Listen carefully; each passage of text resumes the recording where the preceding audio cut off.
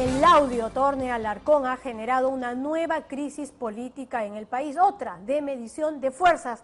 Y es que a pesar de que el retiro del ministro de Economía parece inevitable, el desenlace final es lo que en este momento es de pronóstico reservado. Y es que tras su presentación en el Congreso, citado, valgan verdades, de manera improvisada en un inicio y luego ya con más serenidad aceptando la fecha que fue el día viernes, pues el ministro de Economía ha dejado implícita y explícitamente claro que no renunciará.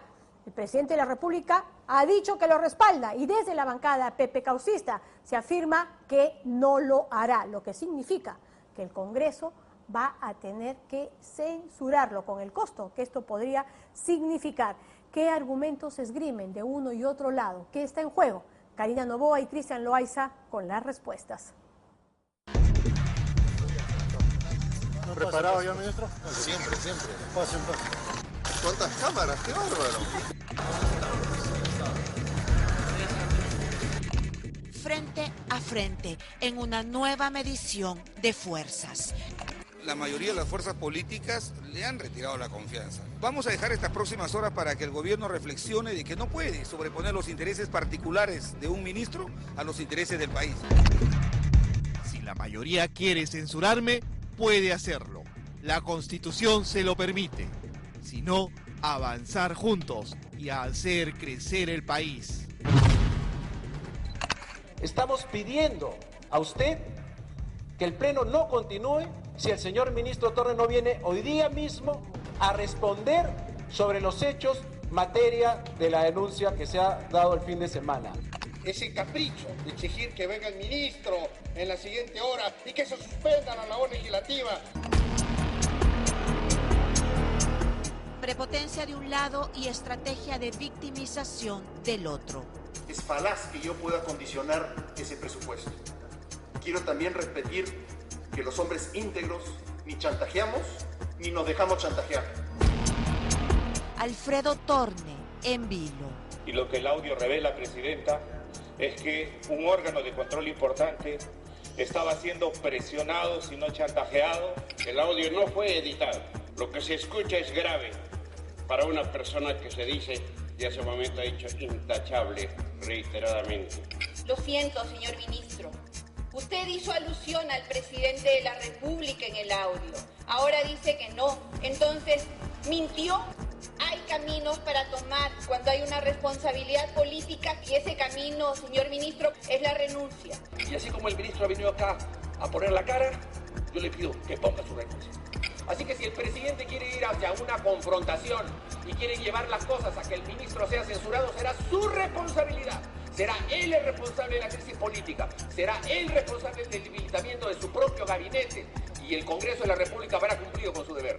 El importante ministro de Economía ha descartado enfáticamente su renuncia, que aplacaría el temporal. Sin embargo, todo apunta a que el desenlace será el mismo. Es cuestión de formas y de tiempo. Me parece que no hay duda el desenlace final, que va a ser la salida del ministro Torne. Lo que está en discusión es quién carga con la responsabilidad política. Se suspende la sesión por breve término. 5 de las 6 bancadas en el Congreso le han pedido al ministro Torne que renuncie. No lo ha hecho, se ha atrincherado en su esquina y la oposición también. Siendo que hay que criticar a ambos bandos por llevarnos a la zozobra. Una situación tan insostenible como la del Contralor. Tanto que el miércoles desde el oficialismo mismo se consideraba que no había otra salida más que la renuncia inmediata de este hombre del presidente. Pero algo cambió. ¿Qué pasó el jueves en las más altas esferas del poder? Si el gobierno ya había puesto la cabeza de Torne casi en bandeja de plata. Si no funciona bien esto, tendremos que hacer otras cosas. Tenemos un plan de reemplazo en caso de que lo peor ocurra. Esta es la crisis Torne. Todos los detalles de las reuniones, apremios, presiones, las idas y venidas del presidente de la República y un reemplazo que tenía incluso nombre, aquí en Panorama.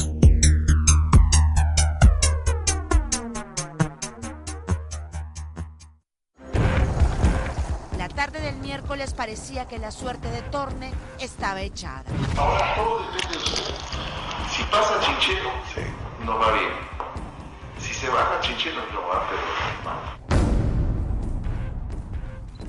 La difusión del audio, la estrategia desde el MEF por torcer la verdad y el nombre del presidente mencionado por el propio ministro en una trama de presiones y grabaciones subrepticias. Entonces me dijo, bueno, si el Contralor te da su promesa, yo le firmo. El primer elemento es el asunto del presidente. El audio, el nombre del presidente es tomado como un argumento, es un audio que no pasa un mínimo test de transparencia pública. A estas alturas, una buena parte de la bancada oficialista consideraba indefendible la permanencia de Torne en el gabinete. Solo esperaban que baje del avión para terminar con esta historia en capítulos. Bueno, esta es la tercera crisis entre el gobierno y el Congreso. La primera fue la del asesor Moreno, la segunda la censura de Saavedra y la tercera. Oficialismo y oposición coincidían, según varios congresistas, en que Torne debía dejar el ministerio. Había inclusive los nombres de 2 posibles sucesores, que corrieron como reguero de pólvora en las redacciones periodísticas y en todos los escenarios políticos del país. Fernando Zavala, encargado del MEF durante la ausencia de Torne, podía quedarse en la silla del MEF sin problemas. Resolución Suprema autoriza viaje del ministro de Economía y Finanzas a España y encargan su despacho al presidente del Consejo de Ministros. Regístrese, comuníquese y publíquese. Asumir Economía y Finanzas y seguir siendo Premier. Era la primera opción. Y según nuestras fuentes, a Zavala no le disgustaba para nada la idea de manejar el ministerio más poderoso del país. La otra posibilidad, Mercedes Arauz.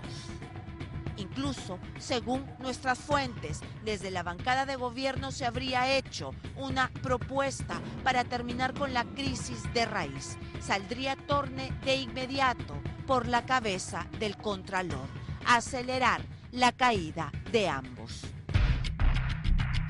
El fujimorismo se cerró en que había un procedimiento diferente en caso de presuntos delitos penales. Edgar Alarcón afronta una investigación por lavado de activos y por el pago irregular a una ex trabajadora de la Contraloría. El jueves, Fuerza Popular contraatacó. No estaba sola. El APRA y Acción Popular la apoyaban. Es casi definitiva la situación de Torne, como también la del Contralor, ¿no? Me parece que ahí son casos que están, digamos, en términos de tiempo cerrados, es decir, en algún momento Torne, a raíz de este caso, va a tener que salir, como el Contralor también.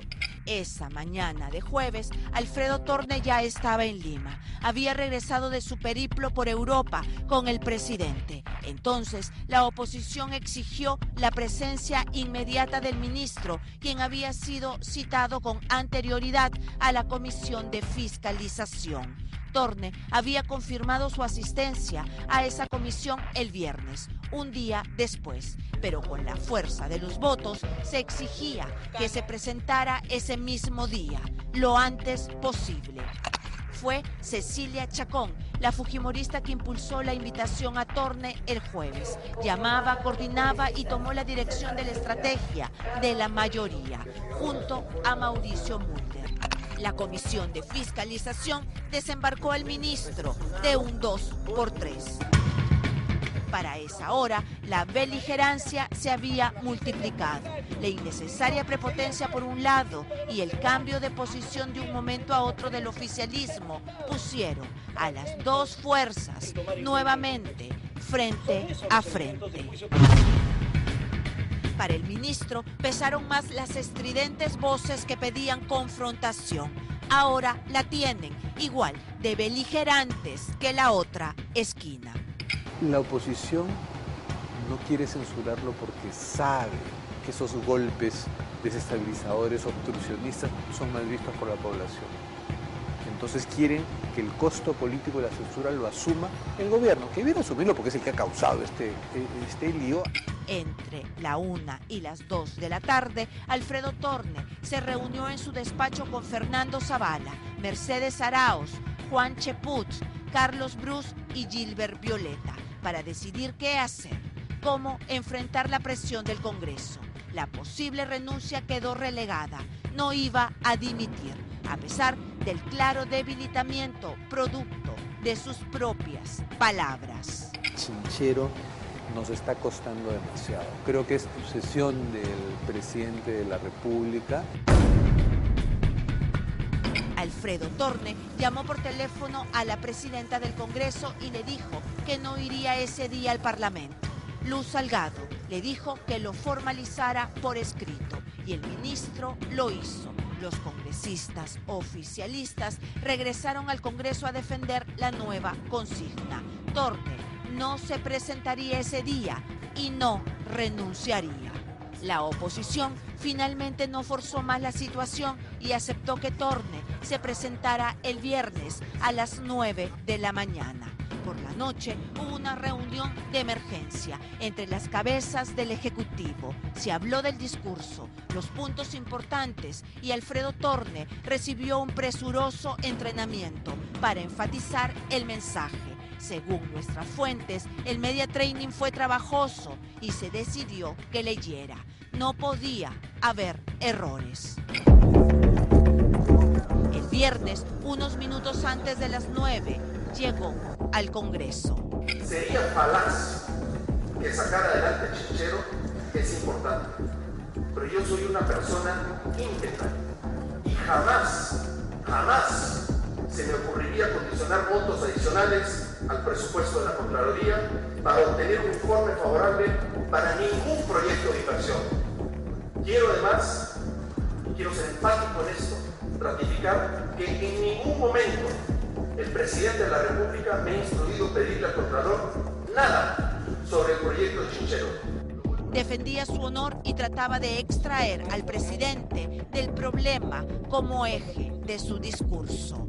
Yo entiendo que quizás algunas frases mías, fuera de contexto, puedan malinterpretarse.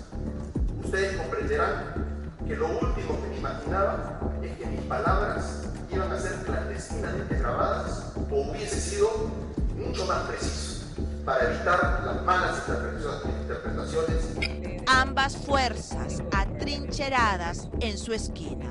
Lo que está haciendo un presidente del Parlamento es un proceso de corrección constitucional. La crisis acá no la genera el señor Torne ni la genera el gobierno, la genera el Contralor, a quien este Congreso lo trata como guante de seda. Parece que no estamos entendiendo el escenario donde se está debatiendo, presidente. El problema no es la grabación, presidente. El problema es cómo se ha estado conversando en un despacho sobre los recursos del país. Acá lo que se tiene en la mesa, señora presidenta, es cómo se reparten el país a favor de empresas transnacionales. Y entonces puede haber habido ahí una poca experiencia política en lidiar con tipetos como este. Pero el ministro cayó en una celada. La caja fiscal no sea instrumento de presión, porque la independencia de poderes tiene que respetarse, señora presidenta. Y no puede ser que en un momento en el cual el ministro de Economía del Perú y el presidente del Perú vienen del extranjero, de una jornada en la cual le plantean a la comunidad que vengan a invertir en ese país, el Parlamento del Perú le jale la compra al proceso de inversión en el país. No va a generar ningún cataclismo, por si acaso, repito, hoy hemos sido informados que la economía creció 0.17, de tal manera que yo creo que más a fondo no va a pisar el pueblo peruano. En pleno tirijale, cuando Torne se defendía desde el Ejecutivo, llegó un anuncio que parecía poner fin a esta muerte anunciada. Quiero terminar diciéndoles que las personas decentes no chantajeamos, ni nos dejamos chantajear. Aparece un tuit hace 2 minutos en el que dice el señor Kuczynski que si sucede lo peor, ya tiene el reemplazo. No les interesa resolver la crisis política generada por el presidente. Si no funciona bien también esto, tendremos que hacer otras cosas. Tenemos un plan de reemplazo en caso de que lo peor ocurra. Parecía quedarse sin piso, pero no por mucho tiempo. El mismo PPK se desdijo y le dio su confianza mediante un mensaje presidencial. Y tenemos a un tecnócrata atrincherado en el MEF. Qué fácil, señor ministro de Economía. Los parlamentarios, oiga, si usted se porta mal, no sale el tema de tu región. Por eso, pues, que hay algunos parlamentarios que parecen ser de partidos de oposición que ahora están de sobones. Agradezco por haberme escuchado. Con su permiso, señora presidenta, me retiro. Se suspende la sesión por breve. Torne se fue caminando hasta el MEF y la oposición anunció que si no renunciaba iba a terminar censurado. ¿Quién fue el que habló en ese audio? Fue él el que habló, son sus palabras. Y lo que dijo, ¿mereció una autocrítica ahora de su parte? No, ninguna, le llegó altamente. Hemos sido claros en que no se ha utilizado al presidente, que el presidente nunca me ha pedido ningún chantaje a chincheros. Lo que le preocupa al presidente es que los recursos de la Contraloría sean utilizados eficientemente en un apoyo técnico al Banco Mundial. Parapetados en una delicada situación que tiene dos protagonistas, Contralor y Ministro de Economía, ambos insostenibles en sus cargos. Hoy el ministro ha reconocido que fue un error tomar el nombre del presidente, pero al mismo tiempo, mediante tweets, ha reafirmado que solo saldrá censurado. El audio es explícito y ahí las responsabilidades políticas tienen que ser asumidas. Y parece que terco sí es que no va a renunciar, pero si se lo pide el presidente, allí sí tiene que renunciar. Ahí no hay discusión. Si se lo pide el presidente, por supuesto que tiene que renunciar. El elevado costo de Chinchero, la agonía no acaba.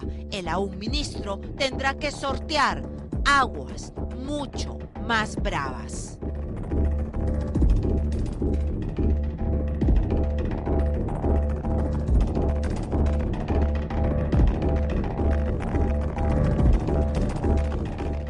Cinco bancadas del Congreso de la República, Fuerza Popular, el APRA, Frente Amplio, Acción Popular y hasta los cercanísimos de Alianza por el Progreso, insisten todavía con el tema de la renuncia del ministro Torne, que como hemos dicho está clarísimo, no se va a dar. El miércoles o jueves se presentaría entonces la moción de censura. El fujimorismo probablemente no sea el que la presente, por supuesto, la asumirá probablemente otro partido político. La pregunta es, ¿asumirá igualmente el costo con sus votos? Al final de cuentas son la mayoría y son los que tienen que inclinar la balanza. ¿Cómo impactará esto? Además, en la interpelación a Carlos Basombrío se viene sin duda una semana de desenlaces en el que no se deberá tampoco postergar el tema del Contralor.